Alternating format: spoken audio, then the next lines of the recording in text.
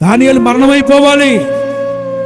వారు పనులకు ఆటంకమైపోతారు. చాలామంది దేవుని బిడ్డలైన వారు చేసే మంచి పనులను బట్టి దేవుని నమ్ముకొని వారికి ఒకవేళ నీ అన్నదమ్ములు కావచ్చు, నీ అక్క చెల్లెలు కావచ్చు, నీ భర్త కావచ్చు, నీ భార్య కావచ్చు, నీ పిల్లలు కావచ్చు, ఒకవేళ నీకు తల్లిదండ్రులు అవ్వచ్చు, నీకు అడ్డుగా ఉన్నారని నువ్వు తొలగించుకుందాం లేకపోయిన ప్రేరణ వేస్తున్నామేమో జాగ్రత్త.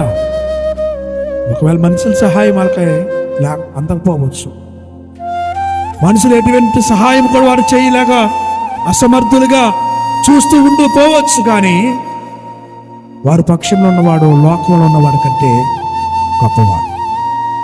అది మాత్రం మర్చిపోయి దేవుని బిడ్డలను నాశనం చేయాలని, దేవుని బిడ్డలను పతనము చేయాలని, దేవుణ్ణే ఆయన నామం వినపడకుండా చేయాలని యేసు ప్రభు పుట్టినప్పటి నుండి కూడా ఎన్నో ప్రయత్నాలు, నేటి వరకు కూడా ఎన్నో ప్రయత్నాలు చేసుకుని జరుగుతూనే వచ్చినాయి. ఆయన నామం ప్రకటించబడతానే ఉంది. అనేక మంది కోట్లాది ప్రజలు రక్షణ పొందుతూనే ఉన్నారు. ఆయన దేవుడని అంగీకరిస్తూ ఉన్నారు. ఎంత తిరుగుబాటు జరిగినా దేవుడు వారిని విడిచిపెట్టట్లా, వాళ్ళ గొప్పవారిగా చేస్తూ ఉన్నాడు. దానియేలు విషయంలో కూడా అలా జరిగింది.